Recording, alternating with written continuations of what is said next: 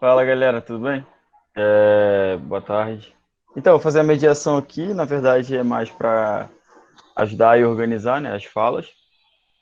Eu não vi a Alana já entrou? Não, não, a Alana só vai entrar às 13 Às horas. 3, né? Tá. Então, deixa eu me apresentar aqui para quem não conhece de outros territórios, sou o Marcos, atuo na supervisão acadêmica do projeto, também atuo lá em campo, o Maicon chegou a comentar, auxiliando também nas atividades como monitor. E primeiro que eu estou muito feliz de estar aqui nesse encontro, né? Primeiro porque a gente estamos, né, nesse remoto, e é uma forma de a gente querer não se encontrar aqui mesmo que virtualmente, mas a gente está junto aqui. E segundo porque é, o tema desse encontro é de extrema importância, porque uma das coisas que eu acho mais importante que deve ser debatido e que a Alana vai trazer isso para vocês, eu acredito que de manhã também foi debatido, não pude participar, é a questão da gente desmistificar e quebrar esses estigmas que a gente tem dos indígenas. Porque no livro de história, eu enquanto professor de geografia, né, a gente percebe isso muito nos livros didáticos, aquele ensinamento do indígena como aquele uma figura que cria, né, na verdade, de um indígena, como se fosse algo que já não existisse mais também, e como uma espécie de, até poderia até dizer uma espécie de caricatura que cria esses livros didáticos. E aí eu acho importante a gente desmistificar tudo isso, mostrar que, na verdade, a cultura indígena está muito presente, ainda está muito forte no nosso país, desmistificar a questão do descobrimento do Brasil, né, que é essa ideia de que que os portugueses, os europeus chegaram aqui e, na verdade, descobriram uma terra nova, ou seja, como se não tivesse ninguém aqui nessas terras, e que, na verdade, já existia uma população gigantesca de indígenas e de diversas etnias, porque também é uma coisa que os livros didáticos tratam, como se os indígenas fossem uma única tribo, um único povo até, aliás. Até a Alana comentou isso com a gente, que não se usa mais, né, a nomenclatura tribo, mas sim povo. Boa tarde, Alana. Não foi daí, boa tarde para você. Boa tarde, seja bem-vinda mais uma vez. Pessoal, então vamos dar início à nossa atividade em si, né, com a fala da Alana. E novamente falar que mais uma vez feliz por estar aqui com vocês, e feliz pela temática que a gente conseguiu trazer para o nosso projeto. E então eu vou pedir para que a Alana se apresente, fale um pouquinho dela, e aí novamente, como a gente já tinha explicado, já havia comentado, né, no início do encontro. Quem Marcos, quiser falar, não, a não, gente vai abrir um chat aqui. O Dani vai fazer o link, ou Lúcio? na verdade vai ser assim, galera. A Gisela vai apresentar o curso, depois o Daniel vai falar sobre a atividade, o jovem da Souza Soares e Vital Brasil vai estar falando, e depois o jovem da, Ah, então da beleza. Grupirama. Eu tinha E do que era o depois contrário. a Ana vai estar apresentando a Alana. E aí a Alana a gente vai deixar, beleza? Então agora já Beleza. é a Gisela, por favor. Alana, boa tarde, bem-vinda de volta novamente aqui no turno da tarde com a gente.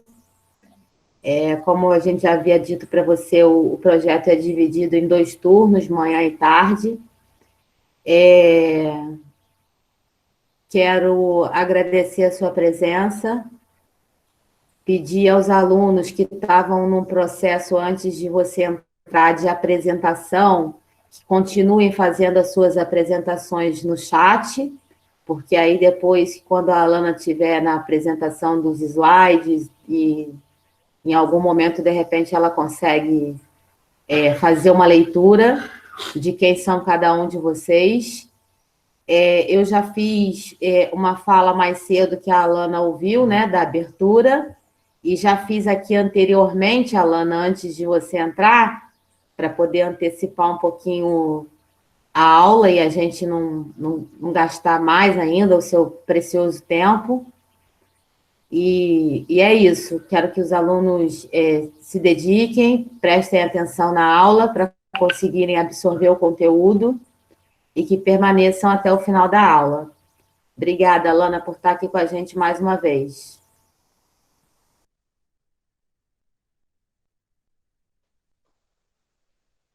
Então, pessoal, boa tarde.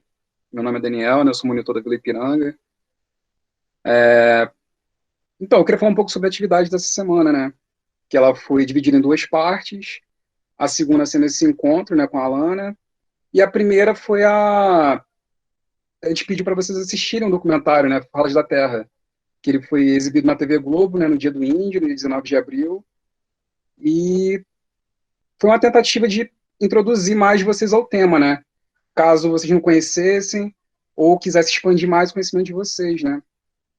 Então, o documentário teve esse papel de tentar desconstruir um pouco, né, a imagem que se tem do indígena. Normalmente a gente pensa no indígena pelado, pensa no indígena no meio da floresta, mas na verdade o indígena está tentando se integrar cada vez mais à nossa realidade atual, né, do nosso século XXI. Então o indígena também ele está na universidade, o indígena está na medicina, ele está na internet como youtuber, influencer, ele é rapper, o indígena está em todas essas situações, né? Mas também sofre muito preconceito. Inclusive, a gente tentou fazer um paralelo com vocês, né, da situação de morador de comunidade e da situação do indígena, que ambos partiram de situações de preconceito, dificuldade de ocupar espaços, de uma luta constante, né, para ser reconhecido.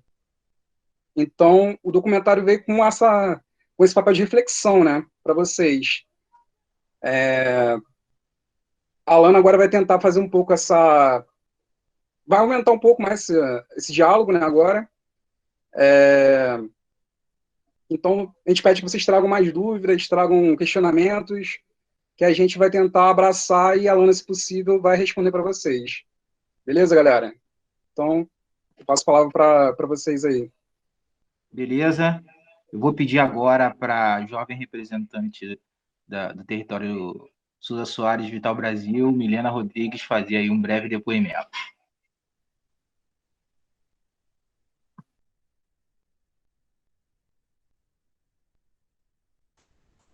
Milena, você está na escuta?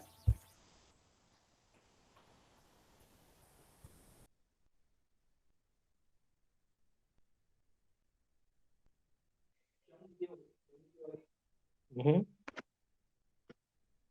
Ô, Gisele, vamos fazer o seguinte, para não perder muito tempo. De repente, o jovem da Vila Ipiranga fala e logo na sequência ela...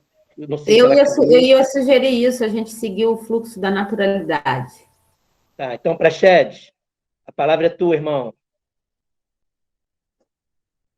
Fala comigo. Tá dando pra ouvir aí na moral? Sim, pode falar. Estamos ouvindo. Alto e claro.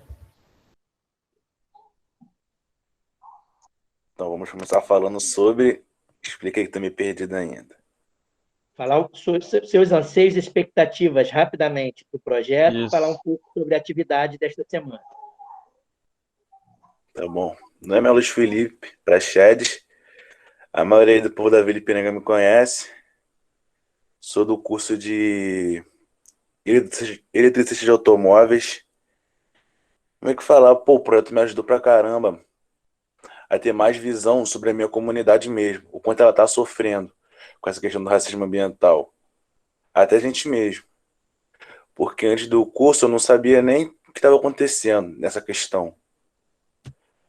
Eu via, mas não me importava como me importo como é hoje. Vamos supor, eu não me importava com eu via cano, junto com os canos de saneamento básico, que é precário, junto com tubulação de água, e é que acabava contaminando a água, né? Porque é tudo muito junto. Aí eu acabava passando despercebido. Hoje em dia eu já tenho uma noção, já sei conversar sobre essa questão melhor. E a visão que eu tenho para o nosso curso é que está agregando, até mesmo fora das pessoas do curso. Que muitas pessoas já chegaram em mim e falaram, pô, aquele curso ela tá fazendo um projeto maneiro. Fizeram um projeto lá no Pocinho, maneiro, agora tá bonito. E a questão agora é manter, depois do curso acabar. uma coisa que tem em mente que eu quero muito é manter. Código dos moradores e dos alunos. E é isso.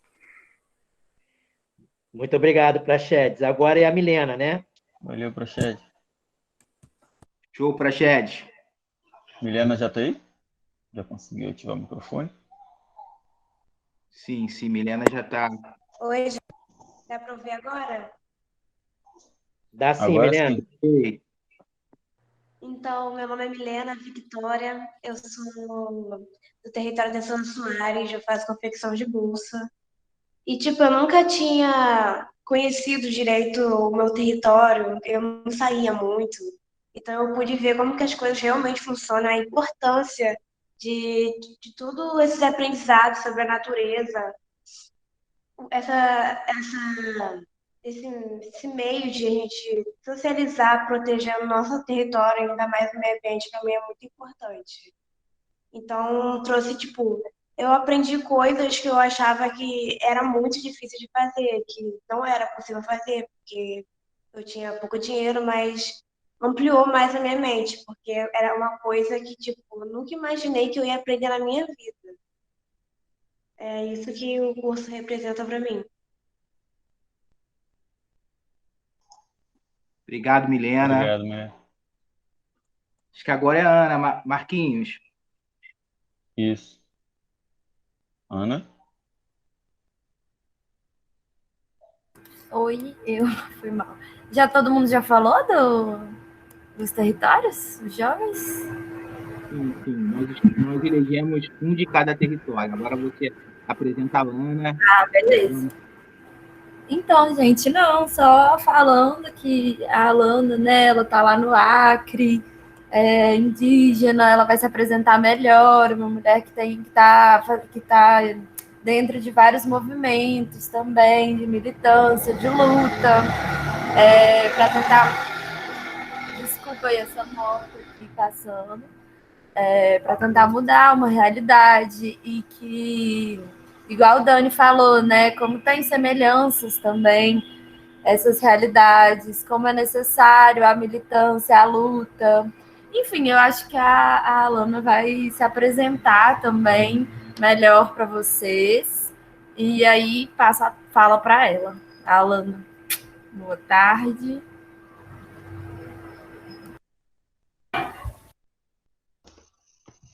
Boa tarde. Vocês conseguem me escutar bem? Estamos sim, Boa Alana. tarde, Ana. Sim. Boa tarde, gente. Para mim é um grande prazer estar aqui com vocês. Hoje pela manhã foi uma troca muito incrível. Eu queria agradecer, né, por esse espaço. Para mim é muito importante, sobretudo porque estou fazendo uma troca com jovens, né? E com pessoas engajadas nas causas ambientais, que as causas ambientais deveriam ser causas de todo mundo, né? De todos e todas e todos. Porém, ainda precisa um processo de conscientização. Então, já agradecer e me apresentar. Eu sou Alana Manchineri. Meu sobrenome é o nome do meu povo, né? Povo Manchineri aqui do estado do Acre. E sou acadêmica, na verdade, estou finalizando o curso de Biologia aqui pela Universidade Federal do Acre. Mas eu vou aproveitar para compartilhar aqui com vocês, para que vocês tenham um pouquinho de dimensão de onde eu estou falando. Então, só para contextualizar, eu vou fazer uma troca com vocês para falar um pouco sobre essa questão da ancestralidade, né, da importância da gente estar nesse processo de consolidação das nossas culturas, falar um pouco sobre a questão do meio ambiente, né, o papel dos povos indígenas em relação à proteção das nossas florestas, né, dos nossos biomas, e um pouquinho sobre a situação do Covid-19, né, porque não tem como não falar sobre o Covid-19 na atualidade. Então, eu sou a Alana Manchineri, como eu falei, sou jovem comunicadora da Amazônia. Como eu falei, sou acadêmica, né? Estou finalizando um curso de biologia aqui pela Universidade Federal do Acre. Para quem não conhece, a Universidade Federal do Acre, essa é a nossa fachada de entrada e nós temos vários espaços assim né, essa foto do lado direito, é um pouco do que representa a universidade para a gente. Nós temos vários espaços que tem lagos, né, que tem uma floresta de mata ciliar, e a gente tem o Parque Zoobotânico, né, que é logo atrás da universidade. Nessa segunda foto, vocês conseguem observar o início do Parque Zoobotânico, é onde nós, né, das ciências, conseguimos, inclusive, fazer muitas pesquisas. Então, eu estou finalizando o curso de Biologia aqui, e como vocês podem ver no título, eu coloco Universidade de Território Indígena, porque todo o território brasileiro é território indígena. Então, a universidade também é um local de ocupação nosso. Por isso que nós chamamos de Universidade de Território Indígena. E é importante estudar, estar numa universidade, fazer um curso, né? Estar no ensino superior, fazer um curso técnico. É um processo revolucionário. Então, para isso, a gente precisa se dedicar cada vez mais. Quando as oportunidades elas são dadas, a gente precisa agarrar ela com força, porque, como eu falei, estar nessas oportunidades é um ato revolucionário, porque a maioria das pessoas que são contra nós, né, contra as populações indígenas, contra as populações de periferia, elas não querem que nós sejamos tão emancipados a partir da educação que a gente venha, né, travar esse sistema. Então, esse é o meu local de fala, Universidade de Território Indígena. Estou finalizando, né, daqui a um tempo eu vou estar no mestrado, se tudo der certo. E, para quem não sabe onde é o Acre, eu trouxe a minha localização para vocês. Aqui eu tenho o mapa, né, do nosso país. Do lado esquerdo, vocês podem ver um pontinho amarelo em cima de um pontinho azul do lado do nome Acre. Esse pontinho amarelo é onde eu estou, que é a capital do nosso estado, né? A capital do Acre é Rio Branco. E eu estou aqui na cidade de Rio Branco. E muitas pessoas falam que o Acre é o fim do Brasil. E, na verdade, eu queria, inclusive, né, tirar isso da cabeça de vocês, se vocês, né, se alguém já falou algum dia isso para vocês, para que vocês venham entender que, na verdade, o Acre é porta de entrada para outros países. Eu faço parte de um estado que possui, né, fronteira com o Peru e com a Bolívia. E é muito importante falar sobre isso, porque o racismo, né, o preconceito, a xenofobia, elas partem dessas narrativas que parecem ser leves, né, parecem ser de brincadeira, mas que tem um impacto muito profundo, né, quando você vai ver a realidade. Então, o Acre, ele não é o fim do Brasil, pelo contrário, né, ele é o início de uma porta que se abre para outros países. Eu faço parte de um estado de tríplice fronteira, Brasil, Peru e Bolívia. E vocês, né, muito, digamos que tentei fazer isso no Google, vocês estão aí no pontinho vermelho do lado direito, né, no canto direito do mapa do Brasil. Isso é para que vocês entendam o quanto é importante a gente se integrar a partir das tecnologias, porque, olha o tanto de estados que eu preciso passar, né, seja de avião, seja de ônibus, para poder chegar aí onde vocês estão. E é uma dimensão tão incrível, né, que uma sala virtual consegue nos conectar.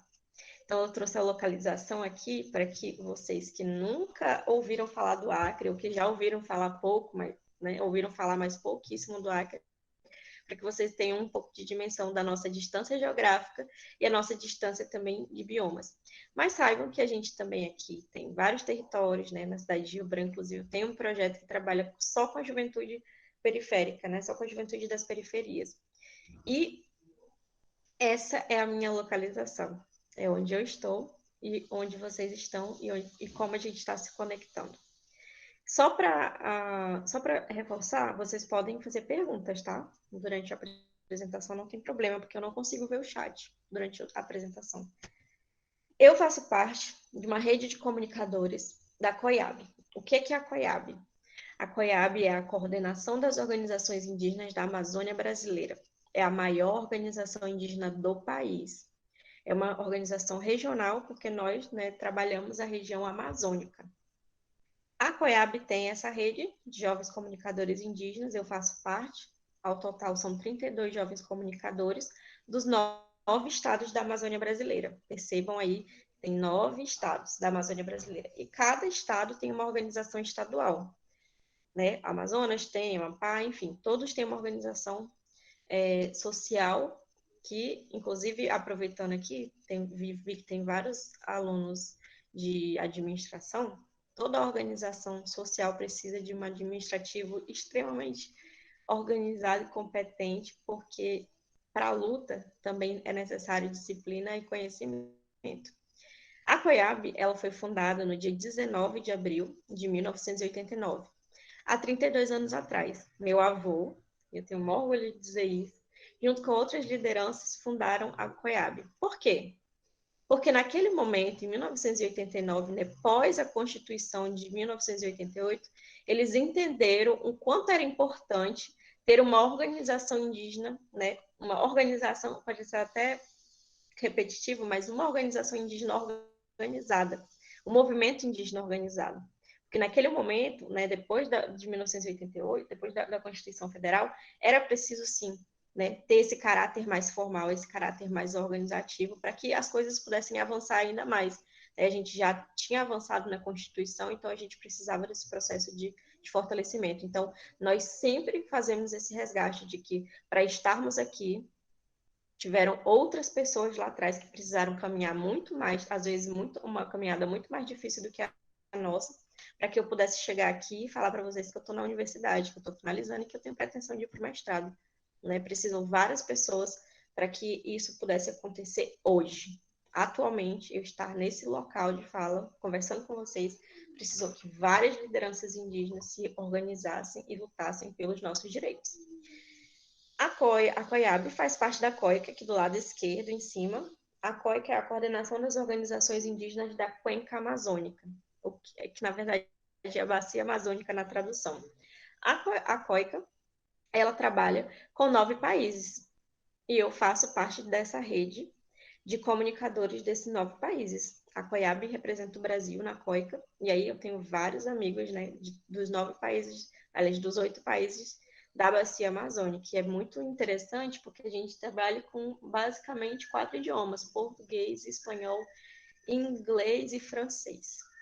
Então, a gente tem essa diversidade de idiomas, inclusive nessa rede dos 9 países da Bacia Amazônica. Do lado direito, vocês podem perceber essa logozinho colorida, é a UMIAB, é a União das Mulheres Indígenas da Amazônia Brasileira, porque para toda a luta, a gente precisa cada vez mais fortalecer a participação das mulheres. Então, esse é mais ou menos o conglomerado da minha vida, assim, de onde eu piso, com quem eu dialogo, a partir das organizações indígenas da minha região.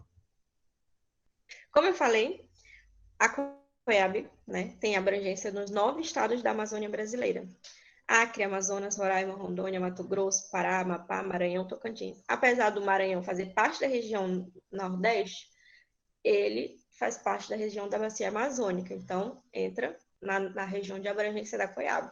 Então, essa é a região de abrangência, essa é a região da qual eu dialogo. Quando o Fredson falou comigo, eu falei, olha, eu não vou falar só do meu estado, porque eu não dialogo só com o meu estado, eu dialogo com jovens de toda a região amazônica. E para além disso, né, ali em cima tem jovens da Guiana, do Suriname, né, da Guiana Francesa, da Venezuela, da Colômbia, do Peru, da Bolívia, enfim, né, dos 9 países. Então, essa é a região da qual eu estou falando para vocês. Além do meu estado, que é o estado do Acre, eu também tenho contatos, né, essa rede de jovens comunicadores dessa região toda aqui do Brasil. Antes de falar sobre a ancestralidade, um pouquinho para vocês, eu quero retomar a Constituição que eu falei ali atrás. Em 1988, nós tivemos a Constituição, e a Constituição tem um artigo específico para as populações indígenas, que é o artigo 231. Então, o artigo 231 fala: são reconhecidos aos índios sua organização social, costumes, línguas, crenças e tradições, e os direitos originários sobre as terras que tradicionalmente ocupam, competindo à União, ao Estado, né, demarcá-los, proteger e fazer respeitar todos os seus bens. Guardem essa informação. Os direitos originários sobre as terras que tradicionalmente ocupam, né? Reconhecer as nossas organizações, costumes e línguas. Guardem esse artigo aí para lá na frente vocês fazerem uma reflexão de se realmente isso está acontecendo. Eu eu quero conversar com vocês aqui sobre uma coisa que, para mim, é extremamente importante e relevante da gente falar, que é a invasão em 1500. Até hoje, e como eu faço curso de licenciatura, eu sei, né, porque eu leciono, né, dou aulas, até hoje, os livros didáticos retratam a invasão dos europeus aqui no Brasil como descobrimento. E eu quero que vocês também entendam que nós, do movimento indígena, e todos, né, os brasileiros deveriam entender que os europeus vieram invadir e colonizar. Eles não vieram descobrir. Então, é importante que a gente faça essa reflexão em relação a isso, a romantização das violências das quais, né, nós, povos indígenas, somos alvos, dos quais os movimentos, né, sociais são alvos, dos quais a juventude de periferia é alvo. Então, existe uma romantização das violências e é preciso desmistificar isso. Em 1500, aconteceu a invasão do território, né, que nós não chamávamos, nós não denominávamos como Brasil, mas agora denominamos como Brasil. Segundo os dados publicados pela FUNAI, que é a Fundação Nacional do Índio, a população indígena em 1500 era de aproximadamente, né, tanto de habitantes, 1000 povos. Aproximadamente 1000 povos. Vocês têm noção de quanto que aconteceu de violência quando chegou essa invasão? Guardem esse número, 1000 povos diferentes. Guardem o artigo 231, direitos originários a essa terra. Atualmente, o censo demográfico de 2010, né? Atualmente nem tão, porque inclusive ia ter censo esse ano e parece que o governo brasileiro cancelou o censo, porque para eles não é importante, né, mostrar o que está acontecendo com o Brasil durante esses tempos agora. Então, o censo demográfico de 2010 divulgou a existência de 305 povos. Esse texto não está modificado para povos, porque é um texto tirado do censo, né, de 2010, mas nós lemos que não são mais etnias, nós não nos denominamos etnias, nós nos denominamos povos. Então, o Censo Demográfico de 2010, né, divulgou a existência de 305 povos falantes de mais de 274 línguas indígenas. Ou seja, de 1000 povos diferentes na invasão, hoje nós temos 305 povos. E aí vocês vão perguntar, por que que nós temos 305 povos e só 274 falantes da língua materna? Porque com a invasão, muitos dos povos foram proibidos de falar suas línguas. Muitos povos foram exterminados, né? Houve um genocídio, tanto através da violência física quanto de doenças. E há essa diferença. Porque quando o povo é proibido de falar e se falar morre, a língua, ela tende, né, a acontecer esse etnocídio. Então, nós temos 305 povos no Brasil, falando de 274 línguas. E aí, do lado direito que vocês estão vendo aqui, eu trouxe um pouquinho do que é preciso desmistificar. Porque na maioria dos livros didáticos, a gente tem os povos indígenas de primeiro contato, né, da primeira invasão. E não esses aqui, que, por exemplo, nós temos aqui a nossa parenta que é tucana, do lado direito, com o celular, né, fazendo um acompanhamento da notícia através do celular. No lado esquerdo, aqui em cima, tem o Iandê. O Iandê é uma rádio feita por jovens indígenas. Para quê? Para trazer a narrativa daquela comunidade para fora. Porque, ora, teve um determinado momento no Brasil que só tínhamos narrativas de não indígenas falando sobre povos indígenas. Então, quando a gente começa a adentrar na universidade, começa a fortalecer essa parte da comunicação, a gente começa a construir a nossa própria história, a nossa própria narrativa a partir do nosso olhar. E aqui embaixo, para quem não conhece, esse é o Christian Awariu, né? Quem quiser seguir ele no YouTube, ele é nosso youtuber indígena, e ele fala um pouquinho sobre os preconceitos que a gente sofre de uma forma mais, né, mais amena, porque o YouTube, né, tem essa pegada. Então, olhem e percebam a diferença do que é retratado dos povos indígenas e do que realmente nós somos. Ô, Alana, essa rádio, como a gente tem acesso a ela? eu posso mandar o link para vocês, da Radiandê. Tá bom. Obrigado. Eu mando para vocês. Só para né, mostrar mais uma vez aqui para vocês a fonte do gráfico, que é o IBGE, né, o censo de 2010. Para mostrar para vocês que todas as regiões do Brasil têm povos indígenas, mas que na região norte tem uma concentração maior, né, muito maior de povos indígenas. Muito também por conta da distribuição, né, regional e por conta do processo de invasão. Como eu falei para vocês, houve um genocídio na invasão de 1500 e esse genocídio, né, postergou, continuou acontecendo e continua acontecendo até os dias de hoje. Então, só para vocês situarem que existem povos indígenas de todas as regiões, até na região sul, que a gente sofre ainda mais preconceito, né? Inclusive, é bem triste, assim, relatos da violência que acontece na região sul, e é desumanizado, né? Tem aquele princípio da desumanização dos povos indígenas, porque quando você olha e vê uma pessoa que não é humana, né, pouco te sensibiliza em relação a isso, né, as violências. Resistência. Alana, Oi. só para te interromper, o Lúcio levantou aqui a mão também. Você vai falar, Lúcio? Não, eu não. Ué, tá aqui com a mão levantada. Então tem que abaixar aí depois. Então, continue, Alana, por favor. Ok. Para falar de ancestralidade, a gente precisa falar sobre resistência, porque lá em 1500 houve uma violência, e essa violência foi acontecendo durante muito tempo. Para nós, povos indígenas, sempre é dado uma métrica. Existe uma régua na sociedade que diz que índios com celulares, índios que estão nas cidades, não são mais indígenas. Inclusive, é uma coisa que eu queria trazer para vocês. A gente utiliza o dia 19 de abril, que é o dia do índio, com aspas, para um dia que a gente dá mais visibilidade à nossa luta, porque nós não nos denominamos como índios, nós nos denominamos pelos povos. Eu sou Guanxinere, conheço vários parentes Xavante, conheço vários parentes Guajajara, conheço vários parentes Suruí. Nós não utilizamos esse nome índio porque ele foi por muito tempo, né, utilizado de forma pejorativa. E outra, é um nome que foi dado não por nós, né? Não foi dado por nós esse nome, foi dado pelo não indígena, pelo outro. Inclusive, aqui no Acre, nós temos um povo que foi nomeado por não indígenas como Kaxinawá, mas quando vem esse processo de fortalecimento da cultura, né, eles começam a utilizar o nome que eles, né, o nome deles, que é Runicuim, que é o povo verdadeiro, o significado desse nome, Runicuim.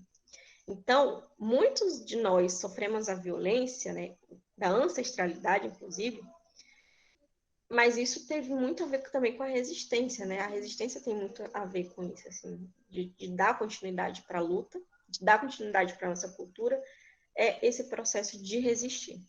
E aqui eu trouxe para vocês um vídeo que, para mim, assim, é muito importante. Para que a gente possa continuar com a nossa vida, com a nossa forma de vida, com os nossos costumes, né, com as nossas tradições, com as nossas terras, aquilo que está garantido lá no 231, né, no artigo 231 que eu trouxe para vocês no início, a gente precisa se mobilizar, se organizar e se engajar. Esse vídeo que eu trouxe para vocês é do acampamento Terra Livre. O que é o acampamento Terra Livre? Primeiro, o nome já diz, né? O primeiro nome já diz, acampamento. Os povos indígenas do Brasil acampam em Brasília, né? E vão reivindicar os seus direitos. E nós vamos lá reivindicar os direitos. Por que em Brasília? Porque em Brasília tem o Congresso Nacional, onde estão deputados federais, deputadas federais, senadores e senadoras. E o presidente da República, neste caso, né? No caso atual, o presidente da República. Então, todos os anos nós fazemos o acampamento Terra Livre para reivindicar nossos direitos, para ocupar a Casa do Povo, que é o Congresso Nacional, e para fazer esse processo de pressão política. Por quê?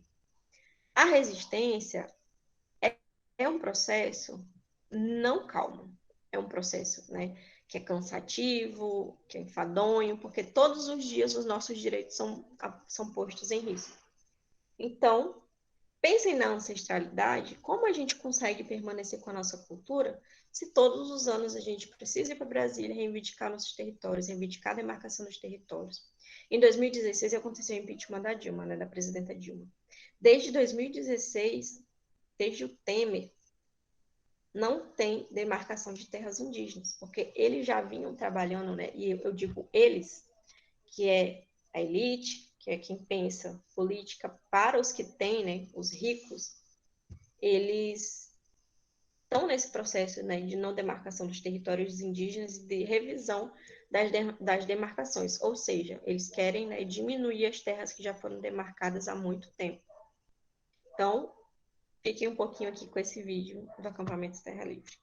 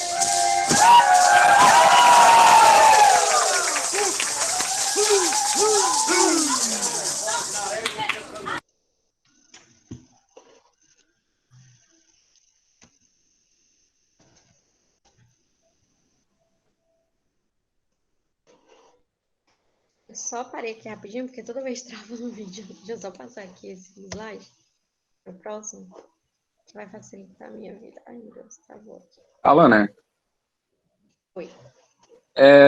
você mostrou essa confraternização do povo Guajajara, mas em 2018, na eleição, nós tivemos a vice-presidente candidata, né, à presidência, né, a Sônia Guajajara. Eu queria saber o que representou essa presença, um cargo tão elevado, né, a candidatura é um cargo tão elevado para vocês. Então, a gente já vem nesse processo de pensar o Estado, né, o Estado democrático e a forma como o Estado se organiza há um bom tempo. Tanto que, na mesma eleição que a Sônia Guajajara foi candidata a vice-presidenta, né, nós tivemos também a eleição da Joênia Wapichana, que é a nossa deputada federal, a única deputada federal mulher que já chegou, né, no Congresso, uma mulher indígena, porque nós tivemos só um representante deputado federal no Congresso em 1900 e alguma coisa, agora eu não vou lembrar de cabeça, mas foi há 30 e poucos anos atrás. Foi o Mário Juruna, o único deputado indígena. E aí, depois de 30 e poucos anos depois que a gente teve a representação. Para nós, ter a Soninha com esse espaço foi extremamente importante, porque além de ter dado, né, esse fortalecimento nas demais candidaturas, né, porque uma eleição, ela compreende vários setores, né, traz vários espaços, presidência, deputado estadual, federal, né, e governadores. Então, a gente teve, além disso, né, desse fortalecimento das candidaturas indígenas de uma forma geral, com a Soninha, né, dando essa visibilidade, ela também ganha uma visibilidade a mais para fora do país, que é algo que é importante para nós, como a nossa representante da articulação dos povos indígenas do Brasil. Então, foi extremamente estratégico, e a partir de 2018, a gente traça uma nova estratégia de ocupação desses espaços, né, de ocupação pública. Então, foi um marco, né? É um marco em 2018 a gente ter essa representatividade, porque ela abre portas para que nas próximas eleições, né, a gente consiga ter cada vez mais representações. Então, a gente teve, né, esse canto Guajajara, que a gente sempre faz, né, o acampamento Terra Livre presencial em Brasília. Nós só fizemos uma vez fora de Brasília, que foi no Rio, em 2012, se eu não me engano, mas é muito provável que eu esteja certa, que foi quando aconteceu a Cúpula dos Povos aí no Aterro do Flamengo. No Aterro do Flamengo a gente fez a Cúpula dos Povos porque estava acontecendo a cúpula com os líderes mundiais, né? Ao mesmo tempo que estava acontecendo a cúpula com os líderes mundiais, nós fizemos a ocupação, né, acampamento de terra livre lá no aterro do Flamengo, e foi denominada a Cúpula dos Povos, né? Enquanto os líderes estavam decidindo nossas vidas, né, em relação a essa questão da Conferência do Clima, né, para pensar as estratégias, inclusive de diminuição de emissão de gás carbono, a gente estava lá no acampamento de terra livre com demais movimentos sociais no aterro do Flamengo, no Rio, fazendo essa ocupação. Então, é só para falar da importância da ocupação dos espaços, né, do fortalecimento das organizações e da movimentação. Sem movimento, não há nenhuma mudança. Então, é preciso movimentar para que haja mudança. E aí... Opa, desculpa. Não, eu só ia perguntar só, esse processo é longo, né, e árduo, né, como você disse. Você acha que toda essa situação, toda essa luta de vocês, você acha que tá conseguindo ter uma solução, uma definição, uma conclusão? Uma conclusão, eu creio que não, porque, né, como eu mencionei, todos os dias a gente tem uma novidade diferente nesse governo aí. Essa semana agora, inclusive, nós conseguimos que saísse da pauta de votação no Congresso o PL é o quê? Projeto de lei, para quem não sabe, de garimpo em terras indígenas, né? O garimpo não é legal no Brasil, sobretudo em terras indígenas, que são unidades de conservação. Mas que, sim, tivemos resultados muito importantes. Existe uma ocupação dos povos indígenas nas universidades de uma forma que a gente não tinha há 20 anos atrás. Então, né, estamos colhendo frutos.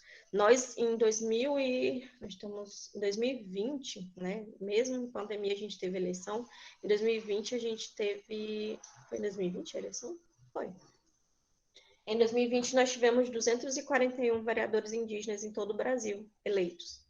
Então, aos poucos, né, por mais que nós tenhamos toda essa pressão contra, né, nós estamos remando contra a maré, a gente está tendo avanço sim, assim, mas não que seja concluído, né? Simone, inclusive, eu acho que é muito parecido assim, a metodologia que a Simone de Beauvoir fala, né, que para os direitos das mulheres sempre são colocados em xeque também.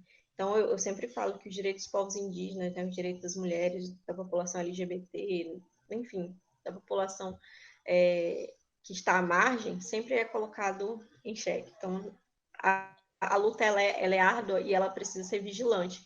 E é por isso que a gente tem feito o processo de fortalecimento dos nossos jovens, né, das crianças e dos nossos jovens, porque a gente precisa unir a luta tanto com os anciões, né, e utilizar os conhecimentos não indígenas e as tecnologias que a gente está tendo acesso para essa luta. Obrigado. Então, para trazer um pouquinho também sobre essa questão do que vocês têm trabalhado, né, foi uma fala bem legal aqui de um dos jovens falando que não estava alheio, né, ao que a questão da justiça climática, que não tinha conhecimento em relação à questão do racismo ambiental, né, que existe o racismo ambiental. Eu trago aqui para vocês duas matérias, uma que é muito, muito interessante, que inclusive saiu ano passado, 2019, na verdade, que fala, né, nessa matéria, essa do lado direito, no caso, que nós, povos indígenas, representamos cerca de 5% da população mundial.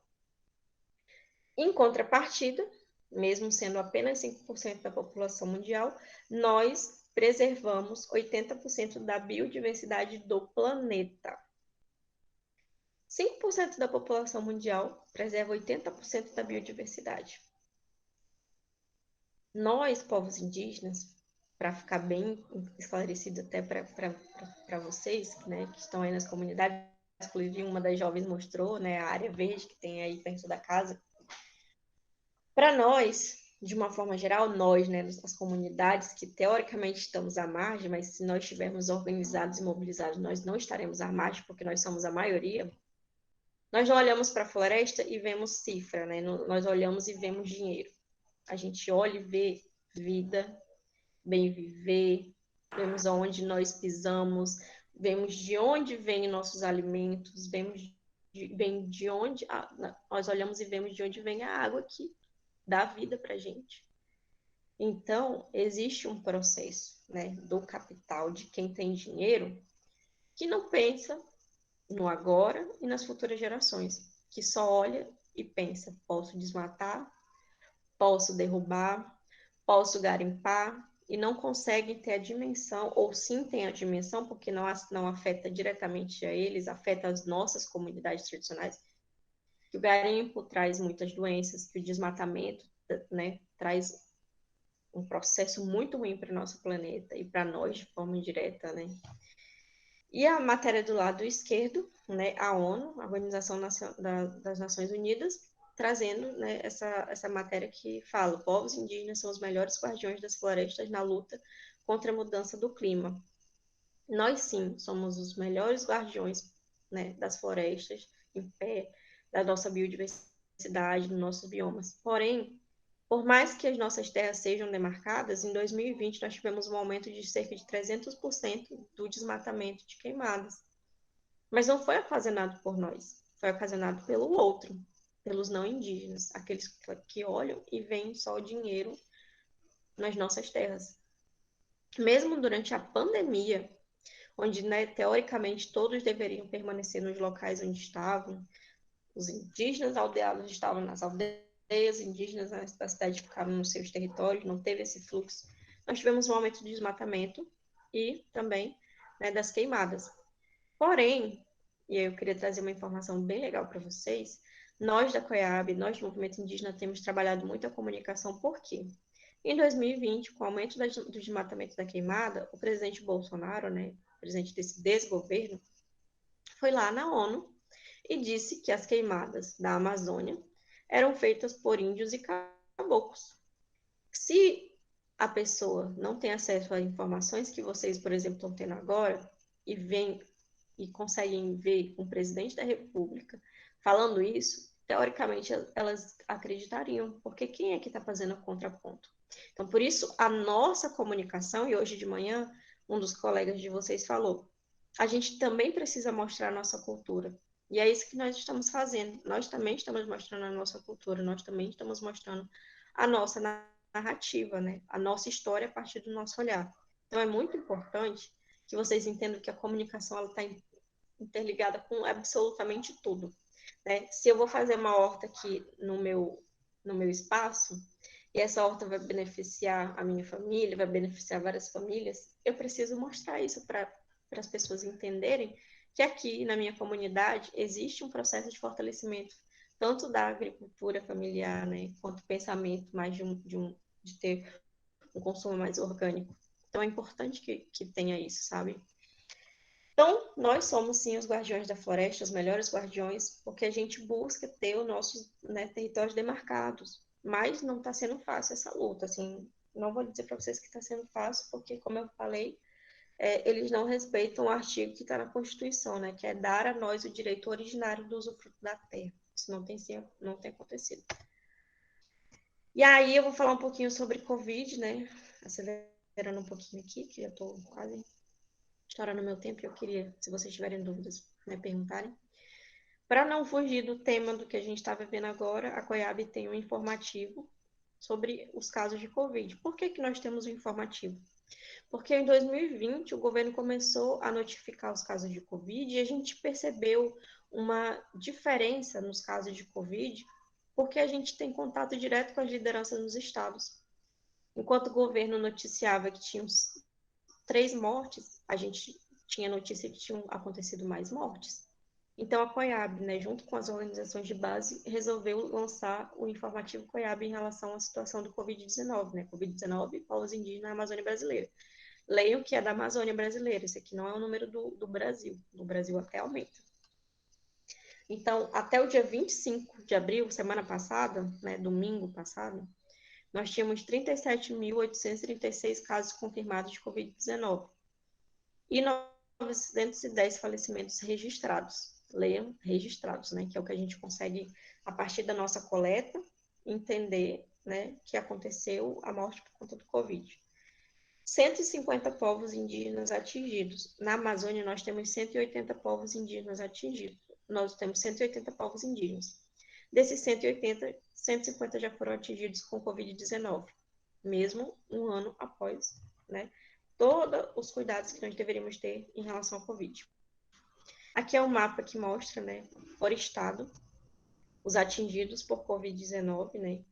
Aqui nós temos os 9 estados da Amazônia brasileira, como eu falei para vocês, que é de atuação da COIAB, e aqui as fontes que nós temos em relação à questão de quem, né, deu positivo para a Covid-19. 150 povos já foram atingidos. Aqui nós temos um mapa de falecimentos, 910 falecimentos de indígenas nos estados da Amazônia.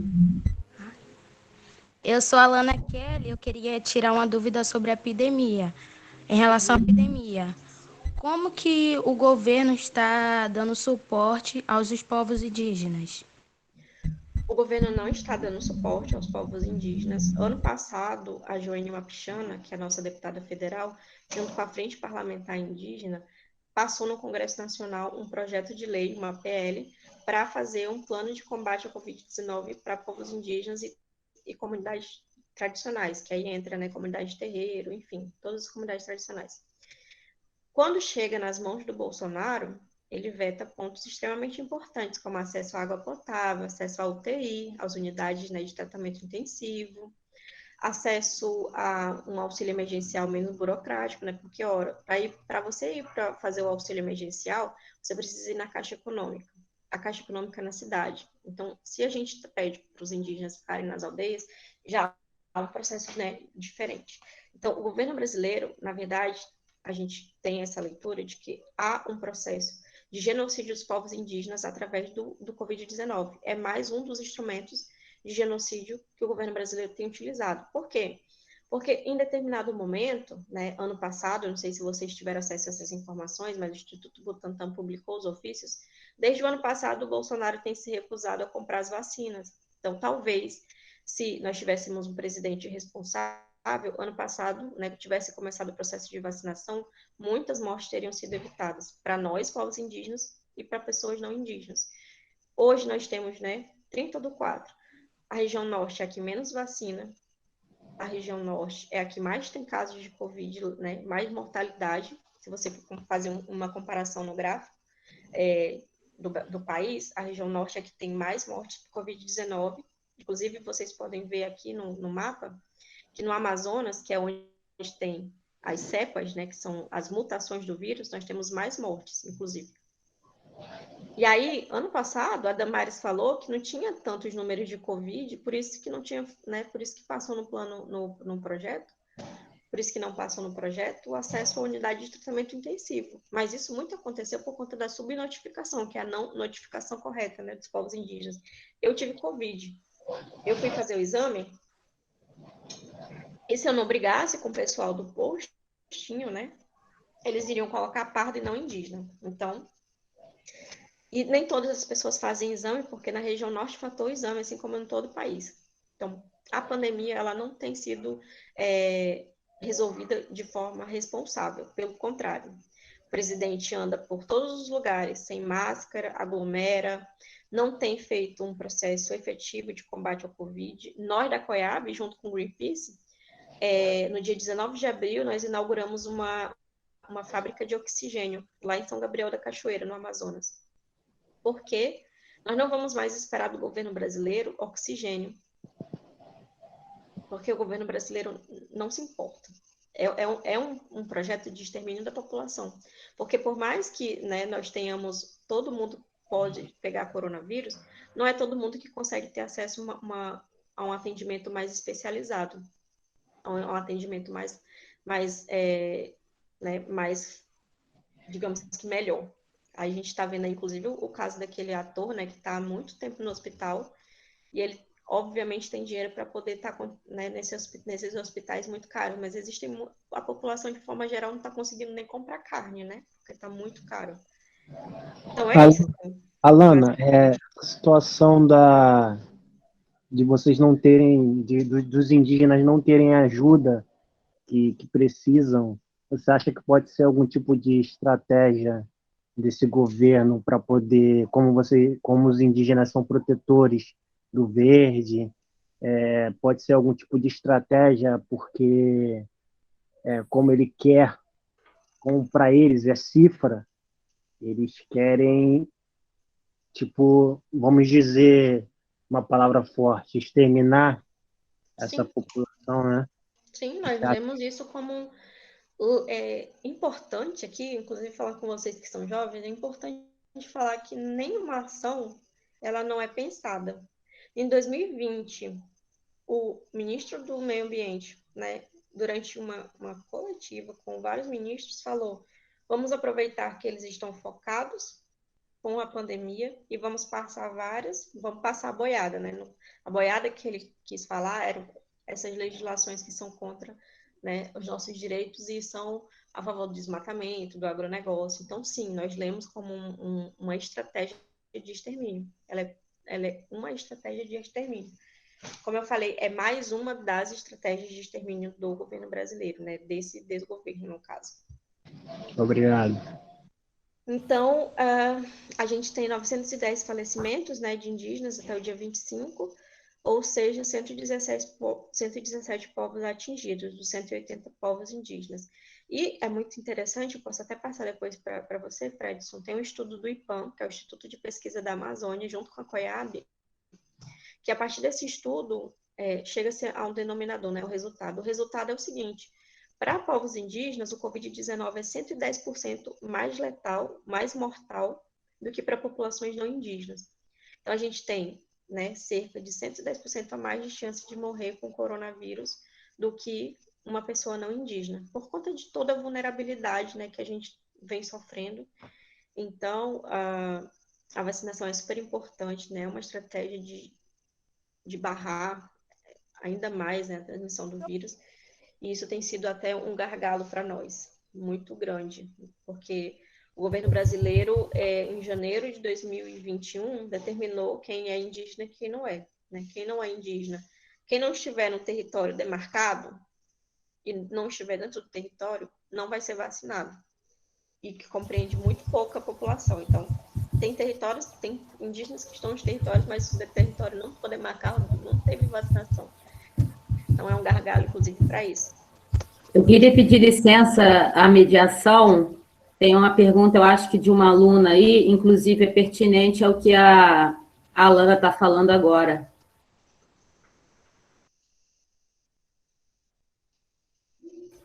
Bem, a aluna pergunta, diz que tem uma dúvida sobre a pandemia. Alana, como o governo está dando suporte aos povos indígenas? Então, como eu falei, não Acho que tem foi respondida, nenhum... Gisela. Desculpa, mano. Oi? Já foi respondida a pergunta. É porque a menina tem o mesmo nome que você. Aí acho que ela confundiu. Ah, tá bom. Não tinha sido respondida, não. Eu estou aqui acompanhando o chat. Então, como eu falei, né, não tem uma estratégia de... Inclusive, nós da COIAB, em diversos momentos, doamos equipamentos de proteção individual para os técnicos de saúde, para os enfermeiros, para os médicos irem para os territórios, porque em vários lugares faltou. Então, a estratégia do governo é não ter estratégia. É muito incoerente até, né? A estratégia não ter estratégia. Tem sido feito, obviamente, porque o SUS, a gente tem um sistema único de saúde que deveria, né, ser exaltado, e por esse governo não é. Apesar de todos os esforços, né, das equipes médicas, infelizmente, quando você não tem um presidente responsável, não existe isso. Então, como eu falei, né, não tem uma estratégia de buscar prevenir, de buscar combater, pelo contrário. Como eu falei, o Bolsonaro tem feito visitas em todos os estados sem máscara, aglomerando. Quando ele veio aqui no Acre, ele passou em do segundo município, não, terceiro maior município aqui do estado, e depois da passagem dele teve um aumento de cerca de 100 casos, porque as pessoas que estavam no entorno dele todas pegaram coronavírus. Ele tem feito essa estratégia, as pessoas, infelizmente, né, por conta dessa narrativa maior, enfim, têm sido, infelizmente, enganadas. E aí, Eu coloquei aqui um slide para vocês pensarem junto comigo. Por que que os povos indígenas sempre têm que falar de demarcação de território, sempre têm que falar de ocupação? Porque é isso. A gente vive esse processo de tentar viver, né? Ainda estamos, inclusive, o tema do acampamento Terra Livre desse ano foi ainda estamos lutando pela vida. O vírus mata. Ainda estamos lutando pela vida. Nós ainda estamos. Então, ocupar e demarcar é muito importante. Seja ocupar e demarcar as telas, como agora, né? Ocupar uma telinha de um telefone, uma telinha de computador, também é um processo de resistência. Ocupar e demarcar uma Assembleia Legislativa, uma Câmara de Vereadores, um governo de Estado, um Congresso Nacional, é importantíssimo. E que vocês, enquanto jovens, né, das comunidades, entendam que faz parte do processo, né, político, vocês estarem sendo representados. Porque quando vocês não são representados, em algum momento, aquela pessoa que está representando, teoricamente, vocês, ela pode falhar. Porque quem é que vai dizer o que é melhor para a comunidade de vocês do que vocês mesmos? Então, essa foto aqui, eu creio que seja do acampamento de 2019, que a gente fez lá em Brasília, né? Ainda não tinha pandemia. E nós, literalmente, sangramos as ruas de Brasília com sangue indígena. Porque é isso. O sangue indígena está sendo derramado e a gente precisa pedir todos os dias que chegue, né? Que baixe de genocídio indígena e que demarque nossos territórios. Ano passado, inclusive, em 2020, né, em todo esse processo de pandemia, vários lideranças indígenas foram assassinados por conta de conflito territorial, conflito de terra com agronegócio, porque a gente chama, acho que eu não falei isso para vocês agora, eu falei para a turma da manhã, a gente tem uma bancada que a gente chama que é a bancada BBB, a bancada da Bíblia, a bancada do boi e a bancada da bala. Essa bancada, né, é muito organizada e ela é muito a favor do agronegócio. Então, quando tem uma pauta sobre as questões LGBT, essa bancada, né, a bancada da Bíblia, a bancada do boi e a bancada da bala vão junto com a bancada da Bíblia. Quando tem uma pauta, né, anti-indígena, né, negacionista, a bancada da Bíblia vai junto porque, né, é muito melhor você proibir as pessoas de se amarem do que você pensar na vida das pessoas, para eles, né? Então, comecem a imaginar que vocês precisam ocupar e demarcar esses espaços também, que esses espaços são de vocês. E que a resistência não é, e que a ocupação dos espaços não é você falar assim, ei, fulano, agora é minha vez, tá? Agora sou eu que possível vou me candidatar para vereador, sou eu que quero sonhar ser governador do meu estado. Ela não é assim. Ela é pelo contrário, ela é árdua. Então, ocupem e demarquem os espaços que vocês precisam demarcar. Porque se nós não nos movimentarmos, nós não vamos ter, né, terra, nós vamos ter água, não vamos ter nada. Ocupar e demarcar, e aí de manhã também um dos alunos falou, que a gente falava muito sobre, né, que existem muitas coisas negativas sobre as nossas comunidades, sobre as comunidades de periferia, sobre as comunidades indígenas, e que realmente é uma grande verdade. A pauta negativa, que eu chamo, né, pauta negativa, que é essa pauta mais densa, mais, né, sobre violência, ela é importante. Mas também é importante, como ele falou, ressaltar as potencialidades. E aqui, como foi falado, né, saiu como atividade para vocês assistirem Falas da Terra, é importante a gente exaltar as oportunidades que a gente tem, por exemplo, de poder falar para o outro, né, para o não indígena. E aqui a gente tem a nossa médica, né, do Fala da Terra. Ela é um excelente ponto, porque quando você fala sobre preconceito com os povos indígenas, e você nunca imaginar que teremos médicos indígenas ocupando os espaços, a gente vem e mostra que nós temos, sim, médicos indígenas. Essa foto do meio aqui é a nossa deputada federal, Joênia Wapichana, lá no Congresso Nacional, fazendo uma fala. É importante também, nós temos uma estratégia para 2022 de tentar eleger cada vez mais deputados federais, deputados estaduais e governos. Porque se nós não tivermos esses espaços, né, o extermínio ele pode ser até pior, né? O genocídio pode continuar sendo até chegar a não ter mais indígenas do Brasil, porque eles são estratégicos, eles são organizados. E aqui do lado direito, em cima, nós temos a Cato Mirim, que ela é uma artista do povo Guarani, ela mora lá em São Paulo, e ela tem feito também a denúncia através da música. Então, ocupem e demarquem, tanto para essas questões mais né, políticas, de uma forma geral, de ocupação de espaço, porque também fazer uma música com uma denúncia também é uma demarcação política, tá? E aqui eu, como sempre, todo espaço que é me dado de fala, eu vou lá e falo. Porque se eu não falar, vai ter alguém que vai lá falar por mim e essa pessoa pode falar uma coisa que eu não concorde ou que eu não goste. Então, ocupem os espaços.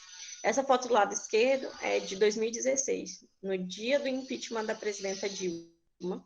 Nós, do movimento indígena, estávamos lá, né, reivindicando o direito democrático, porque, ora, o Bolsonaro já poderia ter sido impeachmentado há muito tempo, mas o Congresso Nacional, né, tem esse poder, então a gente precisa ocupar o Congresso Nacional. No lado direito é uma fala minha na Assembleia Legislativa, então aproveitem e ocupem todos os espaços, levem a verdade de vocês, levem a narrativa de vocês, porque só vocês sabem a realidade do qual vocês vivem.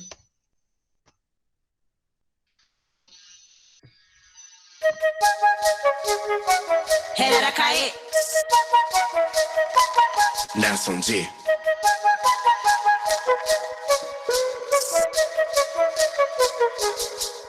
Essa rua, ela é minha. Eu refloresto e vou um dia retomar.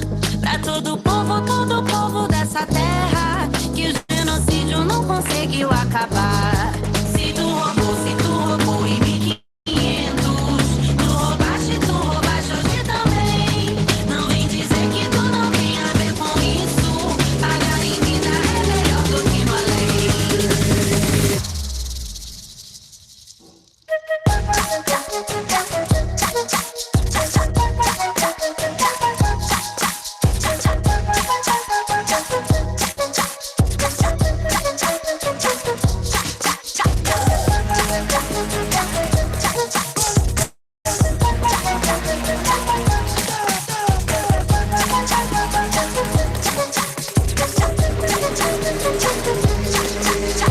Chega carnaval, sou a preferida no samba enredo ou na avenida.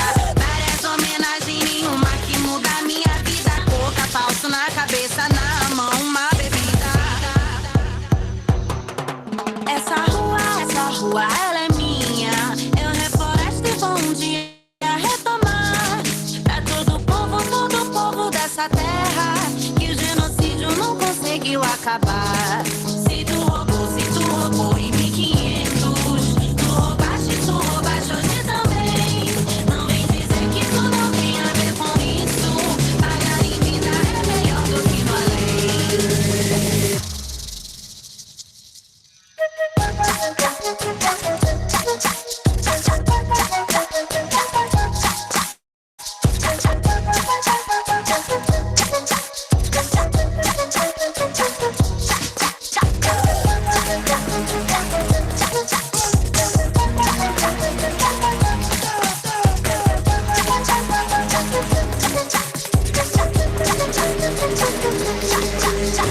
Chega carnaval, sou a preferida no samba enredo ou na avenida.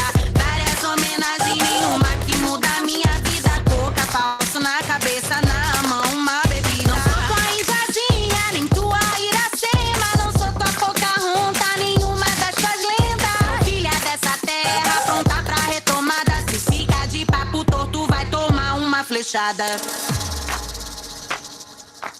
Essa rua, chega carnaval, sou a preferida. Essa rua, ela é minha. Eu refloresto e vou um dia retomar. Essa rua, várias homenagens, nenhuma que muda a minha vida. Rua, ela é minha. Eu refloresto e vou um dia retomar.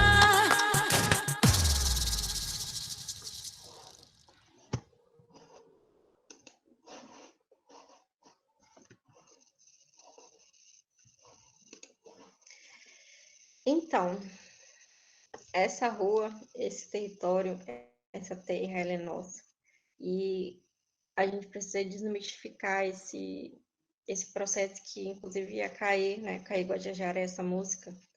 Ela fala, no carnaval, né? A gente vê muito cocá, cerveja na mão, mas nenhuma política que mude nossa vida de forma positiva, né? Pelo contrário, de forma negativa.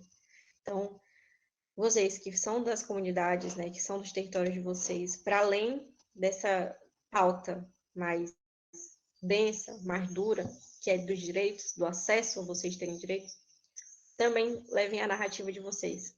Comunicação, ela é muito fácil de ser feita. Eu falo isso porque eu não sou nem da área de comunicação, né? A gente fez uma formação na área para comunicação de jovens indígenas muito específico, né? Pautado na educomunicação, com educação mais prática, mais pensando na comunidade. Então, levem a narrativa de vocês, mostrem o que vocês estão fazendo nas comunidades de vocês e estudem, porque estudar é um ato revolucionário, porque sem a gente ter acesso a essas informações, eles vão passar na boiada, e a boiada é os nossos direitos, enfim. É isso, gente. Obrigada. Alana, muitíssimo obrigado pela apresentação e parabéns. Queria ver aqui, então, se alguém da equipe ou os alunos se tem alguma pergunta. A gente abre aí uns 5, no máximo, 10 minutinhos, caso alguém queira perguntar a Alana. Alguém?